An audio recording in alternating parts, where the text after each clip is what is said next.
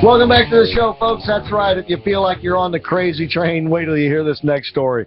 You are listening to the American Adversaries Drive Time Prime Time Show. Christopher Hart, Larry Adams with you. Ken has left the studio, but you can be a part of the show at 407-774-8255. You know, after this train derailment up in Philadelphia last week, you know, the Democrats were, the wheels on the train hadn't finished spinning before the Democrats were out there saying, oh, this is all the fault of the Republicans because they didn't spend enough money on Amtrak. And that's been their mantra ever since. And, of course, it's absolutely absurd. All of the equipment that they're talking about that these trains need has been funded long ago. As a matter of fact, the original mandate goes back to 2008, but the Amtrak hasn't gotten it done yet. And even then, it is questionable whether the technology that the Democrats are talking about would actually do any good. And beyond that, there are other technologies that probably are going to be better. Here's part of the problem. Here's part of the problem when we allow government to be the solution for us. There's an article in today's Wall Street, once again, today's Wall Street Journal by Holman Jenkins, and he's one of their editorialists, How Congress Railroaded the Railroads. Let me just read a little bit of this for you. Is there a more absurd technology than positive train control, which Congress imposed as an unfunded mandate on railroads in 2008, and which supposedly would have prevented last week's Philly Amtrak crash? Except it didn't, since its implementation has dragged on, and the design so clearly inferior to cheaper, faster, more up-to-date solutions.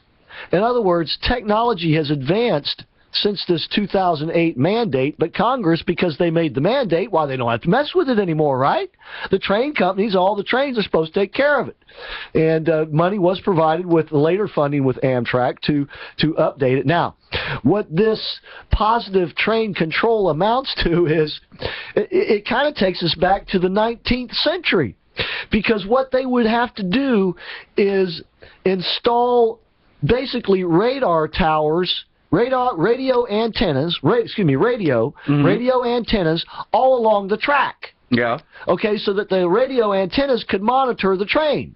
And if the train's doing something it's not supposed to do, the radio antennas would send a signal to a remote location, which would then supposedly go back to the train, then slow the train down or do whatever, you know, to correct the train's well, they basically just did. The trains are up and running now, and they already put the device in that slows the train down automatically, whether the engineer does or not. Well, that's because this device was invented after this 2008 mandate. And when the mandate was passed, the technology to do what the mandate called for didn't exist. So basically, they mandated something that didn't exist, hadn't been invented at the time. And then later on, of course, newer technology made it outdated. I mean, just cell phones. Your regular cell phone can provide better information than to have radio antennas all along the doggone track. This is 18th century technology. This is, you know, back when Marconi, I mean Tesla. I mean, this is ancient stuff, and yet, but because, and by the way, this would cost about $13 billion or more. Some of which would be, of course, fall to the railroads, but most of it would fall to the public. And by the way, the train, as Larry said, because trains run on rails, you know, they can only go basically one way. Whichever way the rails go, they got to go that way.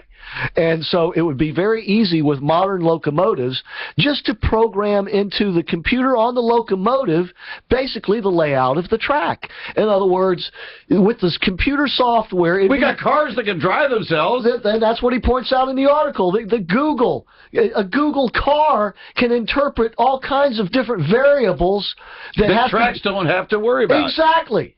Exactly. And basically it's just a matter of programming computer equipment that's already in the locomotive, because these modern-day locomotives have up-to-date computer monitoring equipment that they're sending, signals to remote location. So basically you program into the computer all the layout of the track from point A to point B. Okay, it starts out in New York. For this many miles, the train can go 50 miles an hour. For the next so many miles, it can go 70 miles an hour. Then you come upon a turn, the train has to slow down. All this is already in the computer on the train. Has nothing to do with funding, has nothing to do with Republicans, but it has everything to do with safety. But that's not what Democrats are really interested in.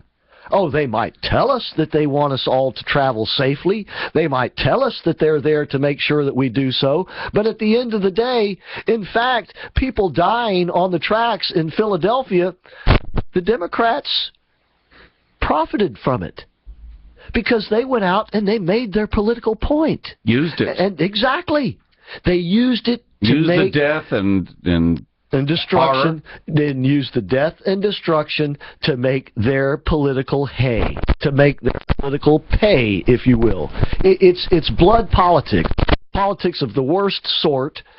And they were called on the carpet for it too. We've had some response, but I mean Republicans 201, especially the Republican candidates for president, should be out there going, this is absurd, this is disgusting, this is why people are so turned off with politics in America.